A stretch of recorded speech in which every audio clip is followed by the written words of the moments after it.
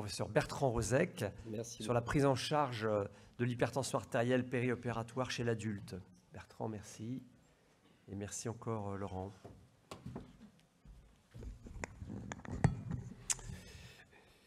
Bien, mesdames, messieurs, bonjour. Il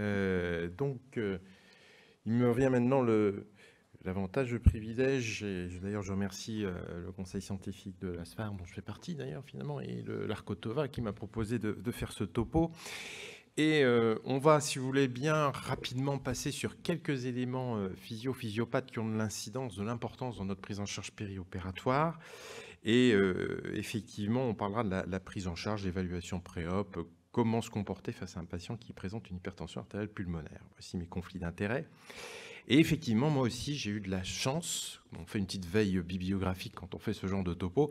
Et donc, à la fin du mois d'août, j'ai vu sortir les recommandations sur l'hypertension artérielle pulmonaire publiées par l'European Society of Cardiology.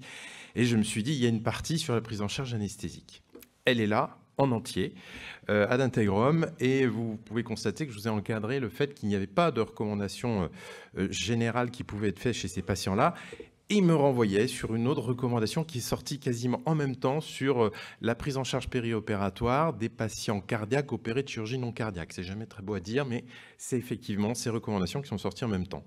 On en reparlera plus tard, elles ont été donc publiées également, et je vous les montrerai au fur et à mesure de mon topo.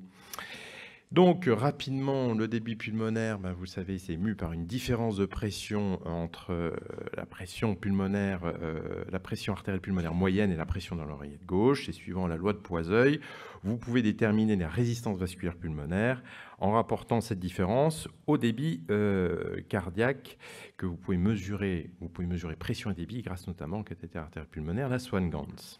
Rapidement, pour vous rappeler que les résistances, un peu comme au niveau, au niveau systémique, elles sont essentiellement artériolaires, ça c'est en physiologie bien entendu, et on contrôle ces résistances pulmonaires. Alors il y a des mécanismes passifs qui sont liés à la fois au débit, au volume pulmonaire, à la gravité. Quand je dis volume pulmonaire, c'est la partie ventilatoire. Il y a des mécanismes actifs qui sont liés à des phénomènes biologiques, notamment l'hypoxie, la vasoconstriction hypoxique que vous connaissez, les contrôles nerveux, les substances vasoactives, donc le système neuro-endocrinien. Le facteur principal de contrôle des résistances pulmonaires en physiologie, c'est plutôt le débit cardiaque. Alors vous allez me dire quelles sont les valeurs normales, etc. Je vous ai juste mis ça à titre indicatif. C'est le résultat de la fusion d'une cinquantaine d'études pour réussir à vous donner des valeurs normales de pression, de débit cardiaque, de résistance vasculaire pulmonaire. Alors vous voyez déjà que les unités de résistance vasculaire pulmonaire, c'est une unité qu'on a tous vu passer, mais qui ne sont pas forcément très intuitives comme type d'unité. On en parlera un peu plus tard. Alors les valeurs normales, il y a des variations physiologiques liées au sexe, les pressions ne varient pas d'un sexe à l'autre, il y a des différences de résistance et de débit cardiaque suivant qu'on soit un homme ou une femme, mais quand on indexe la surface corporelle, c'est relativement gommé. Avec l'âge, les résistances vasculaires pulmonaires augmentent, essentiellement par diminution du débit cardiaque. La position et l'effort vont modifier également les résistances vasculaires pulmonaires. On l'a dit, la définition de l'hypertension artérielle pulmonaire, c'est essentiellement basé sur le cathétérisme cardiaque droit, par le cathéter de Swan-Ganz, que je vous montre ici, pour les plus jeunes qui n'ont pas forcément vu souvent. Et en introduisant ce cathéter, on a les pressions dans l'oreillette droite, puis les pressions dans le ventricule droit. Et lorsqu'on arrive dans l'artère pulmonaire, on a cette fameuse pression artérielle pulmonaire moyenne, et l'HTAP est défini comme une PAP supérieure à 20 mm de mercure. Si vous poussez plus loin votre cathéter avec le ballonnet gonflé, vous finissez par obtenir une pression artérielle pulmonaire occlusive. Et c'est autour de cette valeur de pression artérielle pulmonaire occlusive que vous allez dire si votre HTAP est pré- ou post-capillaire. Et comme vous avez également une Swan-Ganz qui va vous permettre de mesurer le débit cardiaque suivant le principe de Stewart-Hamilton, vous pouvez obtenir ce fameux calcul des résistances vasculaires pulmonaires en faisant la différence PAPM moyenne moins la PCAP, divisé par le débit cardiaque. Si vous faites ça directement avec les valeurs qui s'affichent sur votre moniteur, vous avez souvent les unités Wood, donc en millimètres de mercure par litre minute. Et lorsque c'est supérieur à 2 unités Wood, vous êtes en précapillaire. Inférieur à 2 unités Wood, vous êtes en postcapillaire. Mais ça va être toujours associé à la valeur de la PAPO. Et puis, évidemment, comme rien n'est simple dans la vie, il y a effectivement des hypertensions pulmonaires mixtes qui ne sont pas aussi simples que pré- et post-capillaires, mais on en a parlé tout à l'heure. J'ai eu de la chance aussi pour préparer ce topo. Il y a 2 superbes revues sur l'hypertension artérielle pulmonaire dans le JAMA et le New England. Là, je vous présente celle du New England qui est pas mal du tout. C'est juste un peu pour faire de la publicité pour cette revue. On a parlé des résistances vasculaires pulmonaires. Il faut parler du ventricule droit rapidement aussi. Le ventricule droit, au début d'une hypertension artérielle pulmonaire, il va d'abord s'adapter, il va s'hypertrophier, mais rapidement, il va être dépassé par les événements et il va se dilater également. Alors, une fois c'est rapide un rappel physiologique et physiopathologique fait, est-ce que c'est une pathologie rare? La prévalence est à 1%. On la trouve à peu près à tout âge, mais on sait que c'est plus fréquent chez le sujet âgé, on vous l'a dit. Et je vous rappelle quand même que les 2 principales causes au niveau de la prévalence, c'est les pathologies du ventricule gauche et les pathologies pulmonaires. Donc déjà, vous dites finalement, l'hypertension pulmonaire, on en a croisé plus souvent qu'on ne le pense. Et si je reprends la classification des hypertensions pulmonaires, c'est surtout pour vous montrer ceci, même dans le groupe 1, il y a des événements qui ne sont pas si rares que ça finalement. Les toxicomanes, les connectivites, certaines cardiopathies congénitales, vous les croisez assez facilement dans votre pratique quotidienne. Bon, je ne parle même pas des cardiopathies gauches. Là, quand même, on en voit très régulièrement. Donc, les hypertensions pulmonaires sont pas rarement plus. Et là également, dans les recommandations de l'ESC, on a une très belle explication sur cette plaque physiopathologique. On voit progressivement que l'insuffisance ventriculaire gauche va entraîner un remodelage du côté droit, une hypertension pulmonaire et une altération du ventricule droit également. Les pathologies respiratoires font partie du groupe 3, et là c'est pareil, sont responsables des hypertensions pulmonaires du groupe 3, et là c'est pareil, on les rencontre quand même très fréquemment, ces patients-là. Là également, les modifications du parenchyme, en évoluant, finissent par altérer également la circulation pulmonaire, et donc vous avez une hypertension pulmonaire qui se crée. Le groupe 4, la maladie thromboembolique pulmonaire, c'est pareil, c'est loin d'être rare dans notre pratique. Et le groupe 5, qui est, je dirais, le groupe... je vais être un peu vulgaire, le groupe Gifoutou, vous savez, un peu comme la salade qu'on fait l'été où on prend tout ce qu'il y a dans le frigo, on met tout dans le saladier, là c'est un peu pareil, mais malgré tout, quand vous regardez de près, les dysthyroïdies, les insuffisances rénales chroniques, on en voit quand même régulièrement. Donc finalement, plus que vous ne le croyez, vous avez sans doute endormi des patients avec une hypertension pulmonaire, mais vous n'avez pas eu de problème parce que les éléments qui sont à prendre en compte sont des éléments finalement à prendre en compte dans la bonne pratique de l'anesthésie-réanimation. Donc vous voyez ici la représentation de la prévalence de ces hypertensions pulmonaires avec l'importance des pathologies cardiaques et respiratoires et les autres qui sont beaucoup plus rares. Alors la clinique, elle est assez pauvre. Votre patient est dyspnéique. S'il est connu pour une hypertension pulmonaire, vous l'avez vu, vous allez lui demander comment il se sent, s'il est plus ou moins dyspnéique. Les autres signes sont ceux de l'insuffisance cardiaque droite, et cette hypertension pulmonaire, dont l'évolution est progressive et variable, va entraîner une insuffisance cardiaque droite, et c'est cela, finalement, qui est le facteur de mauvais pronostic et de morbimortalité périopératoire. Et sur cette grosse base de données relativement récente, avec 18 millions de patients, on voit qu'effectivement, au fur et à mesure que le temps passe, on voit de plus en plus d'hypertension pulmonaire, et qu'elle touche essentiellement des patients âgés avec une petite supériorité féminine. Alors, est-ce que le fait d'être porteur d'une hypertension pulmonaire et d'être opéré d'une chirurgie non cardiaque, c'est grave? Eh bien, vous voyez, oui, clairement, la mortalité est beaucoup plus importante chez ces patients qui ont une hypertension pulmonaire. Ça, c'est donc tiré de cette grande série.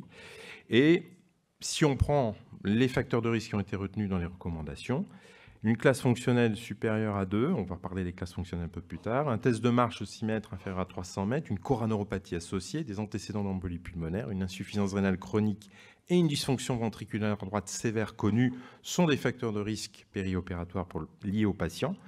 Côté chirurgical, il ne faut pas l'oublier non plus, les chirurgies en urgence, et c'est celles-là qui vont poser problème, les durées d'anesthésie longues et la nécessité péropératoire de vasopresseurs. Alors ça, c'est un petit peu embêtant parce que vous allez voir, je vais vous dire que finalement, les vasopresseurs, il faut les mettre rapidement, comme on le met d'ailleurs de plus en plus souvent pour les patients, pour maintenir une pression artérielle systémique correcte. Donc finalement, est-ce que c'est un marqueur de gravité ou est-ce que c'est juste une prise en charge plus agressive? C'est à revoir. Bon, il y avait d'autres facteurs de risque qui avaient été retrouvés dans d'autres revues.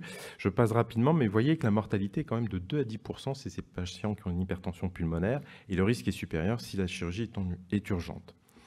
Les autres complications cardiovasculaires, elles sont listées là, l'infarctus, l'AVC, l'embolie pulmonaire, le choc cardiogénique, l'arrêt cardiaque. Effectivement, c'est plus fréquent chez ces patients. Les arythmies également, Des complications respiratoires, effectivement, une hypoxie sévère, l'insuffisance respiratoire, l'insuffisance rénale, le sepsis est plus facilement trouvé en périopératoire chez ces patients. D'où l'importance, ce qu'a dit mon collègue tout à l'heure, de prévenir, si vous avez un patient qui est étiqueté hypertension pulmonaire qui doit être opéré d'une chirurgie lourde, de prévenir une équipe multidisciplinaire. Et vous voyez que l'anesthésiste de chirurgie cardio-thoracique, il est là, donc il fait quand même partie des spécialistes dont doit faire partie cette équipe, au même titre que certains cardiologues ou le chirurgien cardiaque également. Alors, il faut prendre en compte ses antécédents, son suivi, savoir s'il a été vu récemment, la symptomatologie, je vous l'ai dit, qui est relativement limitée, avec l'importance de l'évaluation fonctionnelle. Alors, la classification NYHA a été un peu modifiée pour l'hypertension pulmonaire, mais en pratique, lorsqu'on est à ce seuil supérieur à 2, donc en gros, lorsque les patients vous disent qu'ils n'arrivent plus à faire leur toilette sans être essoufflés, ni à s'habiller sans être essoufflés, c'est qu'ils ont sans doute une forme d'hypertension pulmonaire grave et qu'il convient, si c'est une chirurgie programmée, peut-être d'abord de les faire passer par la case exploration. Exploration, alors le cathétérisme cardiaque droit, c'est le gold standard, on vous l'a dit. L'échographie, l'avantage de l'échocardiographie, c'est qu'elle est relativement accessible et facile à obtenir. Plein d'autres examens, on vous a expliqué tout à l'heure comment on fait pour classifier ces patients-là, et ça relève de la spécialité, bien entendu. L'échographie, j'insiste un petit peu, justement dans les recommandations, on a plusieurs éléments qui ne sont pas très difficiles à rechercher en échographie transthoracique, et notamment le gradient entre l'oreillette droite et le ventricule droit. Certaines modifications de la veine cave inférieure vont vous permettre d'évaluer la pression artérielle pulmonaire de votre patient et éventuellement le considérer s'il présente une hypertension artérielle pulmonaire. Vérifier que son patient est optimisé, vérifier sa volémie, s'il n'est pas en état de choc évidemment, s'il est bien oxygéné, son traitement préopératoire. Pour le groupe 1, on vous a parlé des mesures générales. Effectivement, il faut bien vérifier qu'il est vacciné, qu'il est bien suivi, effectivement, qu'il a son traitement non spécifique, son traitement spécifique de l'HTAP, qui est à poursuivre. Autrement dit, il ne faut rien toucher de ces 3 classes de traitement dont on vous a parlé à l'instant. Il faut les laisser en place. Le patient est stable, il n'y a pas de problème. Pour le groupe 2, c'est la cardiopathie gauche qu'il faut prendre en charge. Pour le groupe 3, c'est essentiellement la pathologie respiratoire. Le groupe 4, vous savez, c'est ces patients qui sont sous anticoagulants long cours. Et là, c'est pareil, dans les recommandations, il est clairement dit, s'il faut prendre un relais par d'autres anticoagulants de l'anticoagulation orale, c'est probablement chez ces patients. Donc, il faut en discuter avec une équipe spécialisée. Peut-être qu'une équipe spécialisée va vous dire, non, on peut quand même se permettre d'interrompre en périopératoire l'anticoagulation. Ou au contraire, non, il faut prévoir un relais par héparine. Mais c'est quelque chose dont il faut discuter. Et le groupe 5, c'est la prise en cause de la pathologie causale. Alors, en pérop, quel va être votre objectif ? Éviter la vasoconstriction pulmonaire, éviter la défaillance du ventricule droit.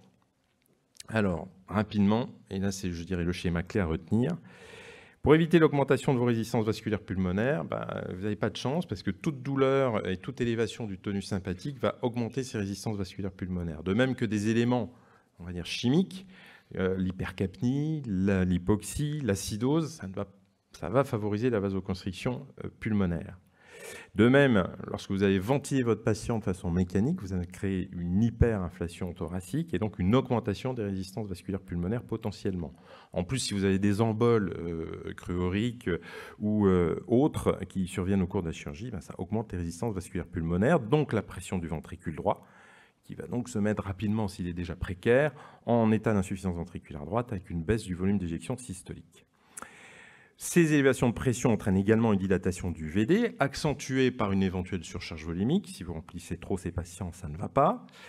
Les pressions augmentant au niveau du ventricule droit, les contraintes de ce ventricule droit vont entraîner une augmentation des consommations myocardiques du ventricule droit, donc une forme d'ischémie du ventricule droit. N'oubliez pas le côté gauche du cœur. Vous diminuez par votre ventilation mécanique potentiellement le retour veineux, donc le remplissage du ventricule gauche. Donc accessoirement, vous allez également agir, le ventricule droit va agir également sur cette diminution du ventricule gauche. Vous avez moins d'éjection du ventricule gauche, une hypotension systémique, une baisse de perfusion donc, du ventricule droit, donc encore une aggravation de l'ischémie et une insuffisance ventriculaire droite. Donc vous voyez, l'ensemble de ces éléments, finalement, je dirais, nos actions, une bonne anesthésie bien menée, bien surveillée, doit nous éviter la survenue de ces éléments-là. Alors, le monitorage, il est relativement standard, avec une importance toute particulière de la FiO2, du CO2 expiré et des pressions ventilatoires. La PA invasive, il ne faut sans doute pas hésiter à la mettre en place pour un monitorage hémodynamique précis et potentiellement la réalisation de gazométrie en péropératoire. Ce n'est pas négligeable non plus.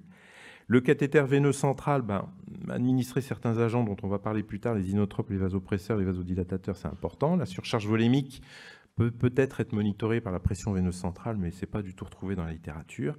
Quant à la SWAN, rapidement, je vous en parle. Alors, la SWAN, dans les années 2000, on a dit qu'il ne faut plus en mettre aux patients, même à haut risque, en périopératoire de chirurgie non cardiaque. Cette étude avait montré qu'il n'y avait pas d'amélioration de la survie chez ces patients-là, mais il n'y avait pas non plus d'augmentation de la mortalité, comme on voyait dans certaines études à ce moment. En réanimation, ça a peu d'intérêt finalement en termes de mortalité, de coût, de durée d'hospitalisation, d'avoir une SWAN GANS, d'une manière générale, je ne parle pas d'hypertension artérielle pulmonaire. En revanche, là, des dernières études concernant la SWAN chez des patients, cette fois-ci, qui sont de grands insuffisants cardiaques, la SWAN a un intérêt majeur pour savoir si je dois mettre en place ou non une assistance chez ces patients-là. Alors, quels sont mes objectifs hémodynamiques péropératoires? Relativement simples. Il faut maintenir les valeurs de votre patient à 15% des valeurs pré-op. En gros, il faut les maintenir dans un range normal de PAS, de PAM. Si vous avez de quoi monitorer les pressions artérielles pulmonaires, vous avez des objectifs à maintenir comme ce qu'il y avait en préopératoire. La PVC, on vous dit, c'est peut-être intéressant de la maintenir la plus basse possible avec une PAM supérieure à 65 mm de mercure pour éviter l'hyperinflation du ventricule droit. Et on vous donne des objectifs d'index cardiaque, mais ça, c'est vraiment un titre indicatif. Il n'y a pas grand-chose dans la littérature. Alors, l'ETO, ce n'est pas une boutade.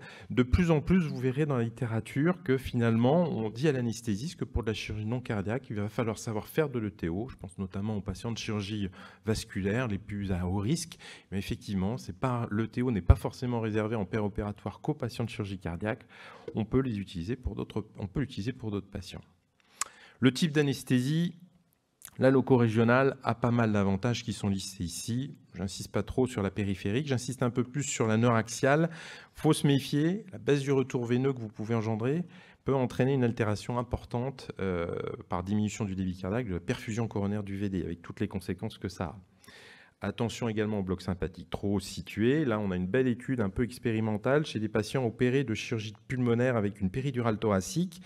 Une fois endormi, lorsqu'on induit la péridurale, on voit sur des courbes pression-volume diminuer la contractilité du ventricule droit. Donc, si vous avez un bloc thoracique qui est un petit peu trop haut, vous avez un risque de baisse de la contractilité du ventricule droit. Donc, il faut titrer l'anesthésie, titrer l'emplissage, titrer le vasopresseur. Donc, il faut être très prudent. Bon, je vous ai mis ce tableau qui est assez indicatif concernant les agents anesthésiques à utiliser les effets des agents anesthésiques sur la circulation pulmonaire. Vous voyez qu'il y en a un qui tire un peu son épingle du jeu, si on peut dire, c'est l'étomidate, qui entraîne peu de modifications. Bon, c'est vrai que l'étomidate associé à de l'évoque, ça peut être une bonne solution pour éviter les à-coups tensionnels trop importants. Pour ceux qui sont fans de l'OFA, il n'y a pas grand-chose avec l'HTAP, mais la dexméthénomidine peut être utilisée comme adjuvant. Là, dans cette étude, juste avant une chirurgie cardiaque chez les patients porteurs d'HTAP, une administration de dexméthénomidine avait des effets plutôt favorables chez ces patients. Alors la ventilation, c'est facile. Éviter l'hypoxie, éviter l'hypercapnie, éviter la distension pulmonaire. Il faut mettre de la PEP, mais pas trop. Mais il faut aussi discuter avec le chirurgien. C'est-à-dire qu'il faut sans doute faire un geste court. La célioscopie, ce n'est pas forcément le meilleur patient à qui il faut la proposer. Le Trendelenburg, il faut également être prudent. Les retours veineux trop importants, ça peut être gênant. Et tout ce qui modifie de façon générale l'hémodynamique et les contraintes ventilatoires de façon trop brutale sont à éviter. Je vous ai relisté ici les grands principes, mais qui sont les grands principes de prise en charge d'un patient. Les vasopresseurs, la noradrénaline, oui, sans doute. La vasopressine, pourquoi pas. Là, rapidement, les catécholamines sur des petits morceaux d'artère pulmonaire. À forte dose, ça finit par avoir un effet vasoconstricteur. C'est de l'adré et de la noradrénaline. Par contre, vous voyez que la vasopressine ne fait rien. Donc finalement, c'est peut-être un bon vasoconstricteur, mais peut-être plus difficile, beaucoup plus difficile à manier au quotidien. Alors, il y a forcément des gens qui vont me dire phényléphrine, noradrénaline. Il y a quelques études, notamment dans l'HTAP. Et globalement, la noradrénaline fait mieux, a moins d'effets délétères, elle atteint plus ses objectifs en pression artérielle systémique. Et donc, on préfère utiliser la noradrénaline à la phényléphrine. Rapidement, des inotropes qui peuvent être utiles à avoir à portée de main. La dobutamine plutôt que l'adrénaline. La milrinone, ce qu'on appelle le chorotrope, ce n'est pas forcément ce qu'on a tous sous la main, mais c'est également utilisable quand on a besoin d'un effet inotrope. Mais globalement, ce qu'il faut retenir, c'est que les produits à avoir vraiment à portée de main, c'est les produits qu'on connaît le mieux, dobutamine et noradrénaline, pour potentiellement prendre en charge ces patients-là. Je attire votre attention sur ce tableau qui, à mon avis, présente une erreur. La vasopressine entraîne globalement moins de troubles du rythme, je pense, que la noradrénaline. Et puis, on vous a parlé effectivement des vasodilatateurs pulmonaires. Alors là, vous voyez le chorotrope apparaître, qui fait partie des inodilatateurs, donc ça peut être intéressant. Les analogues de la prostacycline, il en existe IV, mais je ne pense pas que vous en ayez forcément si vous n'êtes pas dans un centre de référence de l'HTAP. Vous n'avez pas forcément ces produits à portée de main, qui sont de manipulation difficile, de demi-vie courte quand même, heureusement. Et vous avez vu que la prostacycline a un petit effet anti-agrégant plaquettaire, mais a priori, la durée de cet effet anti-agrégant est court. Et là, c'est pareil, c'est une balance bénéfice-risque si vous voulez faire, par exemple, une péridurale chez un patient sous analogue de la prostacycline. Le NO, ça on connaît plus, le NO qui a un effet relaxant au niveau des cellules musculaires lisses vasculaires, qu'on a largement utilisé dans le SDRA, qui avait un effet positif sur l'hypoxie, mais aucun effet sur la mortalité, donc il a un petit peu disparu. Par contre, en chirurgie cardiaque, on l'a toujours largement utilisé. Là aussi, un petit peu déçu, une méta-analyse relativement récente montre que finalement, le NO et HTAP a peu d'effet sur la mortalité, la durée d'hospitalisation, la durée de réanimation de ces patients. Ce n'est pas forcément terrible. Et quand on dit que c'est de mise en œuvre simple, il faut quand même avoir la centrale d'administration du NO, qui est une petite machine à peu près haute comme ça, qu'on peut utiliser néanmoins en ventilation contrôlée, invasive, mais également en ventilation spontanée. C'est une étude canadienne qui montre que ça peut avoir un effet intéressant sur l'hémodynamique. Nous, en France, on avait fait une petite étude où effectivement, on utilisait le NO. On peut même l'utiliser avec les systèmes d'oxygénation à haut débit. C'est pas mal chez ce genre de patients un peu hypoxiques. Mais il faut avoir son diplôme de MacGyver parce qu'en fait, lorsque vous voulez coupler ces deux systèmes que vous reconnaissez, à savoir la centrale de NO et l'Optiflow, eh bien, il faut faire un certain nombre de montages pour réussir à administrer le NO. L'amidrinone, en gros, on peut le faire IV, on peut le faire en inhalé. Vous savez que c'est la grande mode des produits inhalés. Ça peut avoir un intérêt. Il y a une étude randomisée qui a été faite au Canada, multicentrique, qui a montré que l'amidrinone inhalé en périopératoire d'une chirurgie cardiaque, ça pouvait avoir un intérêt sur l'hémodynamique pulmonaire. Malheureusement, pas d'effet sur la morbimortalité périopératoire. Donc c'est un système d'administration accessible. C'est pas trop dur d'avoir ce genre d'aérosol. Ça a peu d'effets systémiques. Et l'amidrinone, le chorotrope, on peut l'avoir relativement facilement. Plus que la prostacycline et les analogues également en version inhalée qui ne sont pas vraiment étudiés. Je passe rapidement sur cette diapositive pour vous dire que lorsqu'en plus, malgré tout ça, votre patient présente une poussée d'insuffisance ventriculaire droite, qu'est-ce qu'il faut faire? Traiter les facteurs déclenchants, optimiser la volémie, réduire la post-charge du ventricule droit, optimiser le débit cardiaque, optimiser la pression artérielle systémique. Et donc, il faut monitorer votre patient, éviter l'intubation si possible, sauf si c'est déjà le cas. Si tout ça n'est pas efficace, à un moment donné, une équipe spécialisée devra se poser la question si une récupération est envisageable, de mettre en place une ECLS, une ECMO, en bridge to recovery, voire pire, ou transplantation. Et s'il n'y a pas de récupération imaginable ou envisageable, on peut envisager la mise en place de soins de confort. Alors, je ne peux pas ne pas parler de la grossesse et de l'hypertension artérielle pulmonaire, même si ce n'est pas du tout mon topic. Ce que j'ai trouvé néanmoins, c'est que dans la classification des risques cardiaques durant la grossesse, eh bien, vous voyez, il y a 4 classes. Hypertension pulmonaire, c'est dans la classe 4. Et globalement, il est recommandé, enfin, pour une femme présentant une hypertension pulmonaire, la grossesse est contre-indiquée, entre guillemets. Quand on prend une petite série, là j'ai pris une série observationnelle de case report, etc. Vous voyez quand même que la mortalité, bon, il y en a qui sont très forts, 0% de mortalité chez les femmes enceintes qu'ils ont pris en charge, mais ça monte jusqu'à presque 40% de mortalité maternelle. Donc c'est quand même assez monstrueux, effectivement. Ce schéma que vous reconnaissez un petit peu, c'est celui que je vous ai montré tout à l'heure. Il faut se rappeler que chez la femme enceinte, et notamment au moment de l'accouchement, vous avez des grandes modifications de volémie. Au moment de la grossesse, vous avez plutôt une hypervolémie, avec toutes les conséquences que ça peut avoir. Et à l'inverse, au moment de l'accouchement, vous avez des pertes sanguines qui peuvent être importantes, avec toutes les conséquences que ça peut également avoir.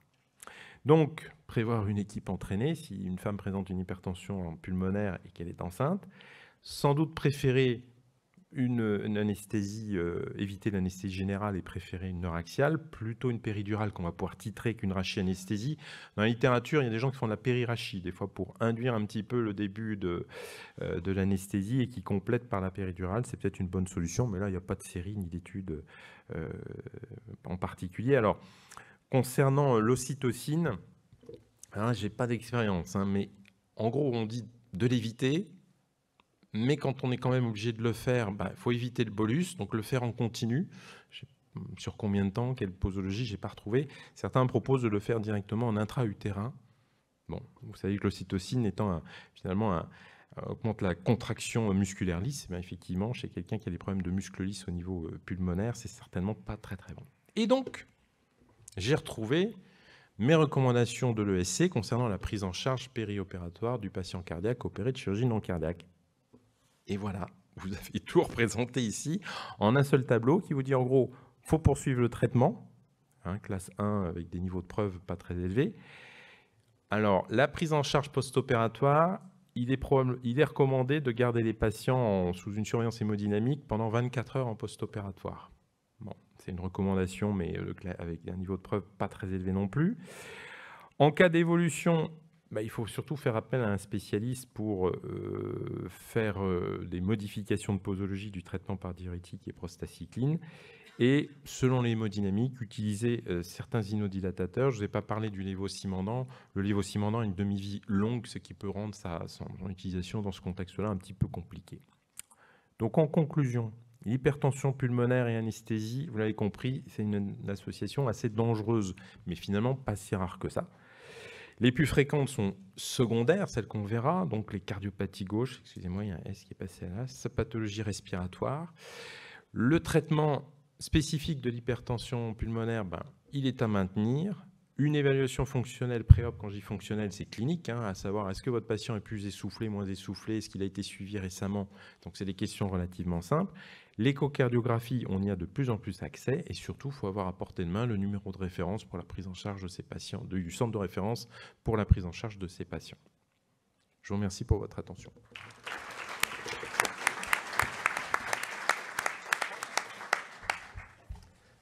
Merci beaucoup Bertrand. Est-ce que vous avez des questions dans la salle? Si c'est le cas, dirigez-vous vers un micro. Non, le micro parce que sinon le son ne va pas entendre. Merci beaucoup. Je vous assure qu'ils auraient entendu. Est-ce qu'il y a des interactions entre nos médicaments d'anesthésie et les médicaments que ces patients ont et qu'on n'arrête pas en préopératoire? Vous avez vu, ce sont surtout ils ont l'effet antiprolifératif, comme on nous a bien souligné tout à l'heure, mais ils ont tous un effet également vasodilatateur. Donc l'essentiel de l'action, c'est un risque de vasodilatation inappropriée, on va dire, au niveau systémique. Et c'est pour ça que je pense qu'il ne faut pas hésiter rapidement à mettre un agent vasoconstricteur. Et puis le fameux effet anti-agrégant plaquettaire qui est plus théorique des agonistes de la prostacycline, mais qui sont des analogues de la prostacycline et la prostacycline. Mais là c'est pareil, c'est une balance bénéfice-risque. Il y a des circonstances où même sous anti-agrégant plaquettaire, vous allez pouvoir faire une anesthésie médulaire parce que ça a un bénéfice évident pour le patient. Et rappelez-vous quand même aussi, c'est pas parce que vous arrêtez pendant quelques minutes ou quelques heures ce genre de traitement que ça va forcément décompenser complètement votre patient. Si vous voulez vraiment être en sécurité, mais ça c'est pareil, il faut demander conseil à la personne qui a administré le traitement.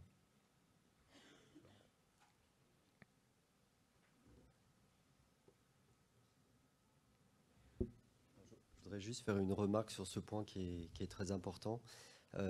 Dans les prostacyclines, comme je le disais un petit peu tout à l'heure, ne jamais les instaurer en période périopératoire.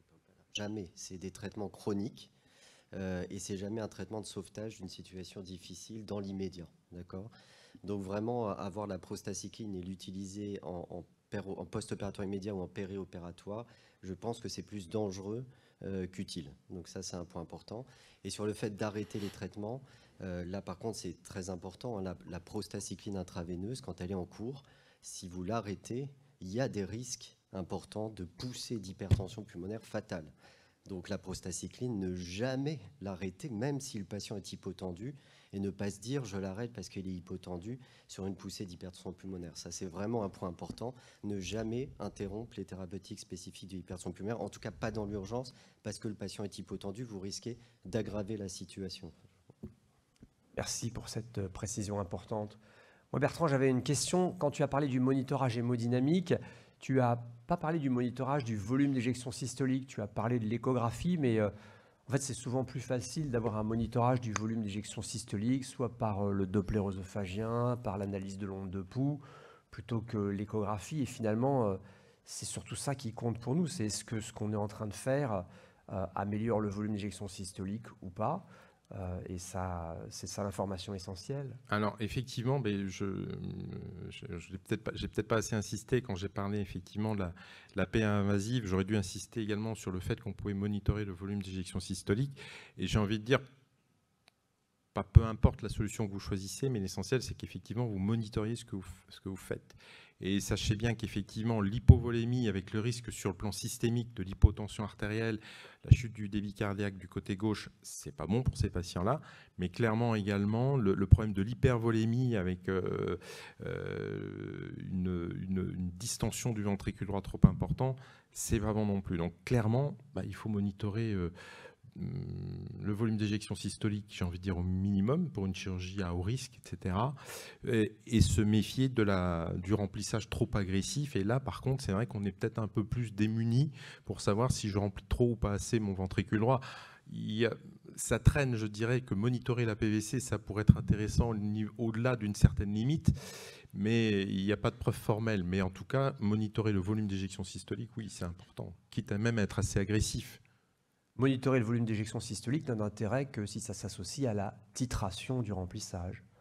Si le remplissage améliore le volume d'éjection systolique, a priori, ce n'est pas dangereux. Si vous donnez du liquide et que le volume d'éjection systolique n'augmente pas, vous êtes en train de faire de la congestion et ça, c'est délétère.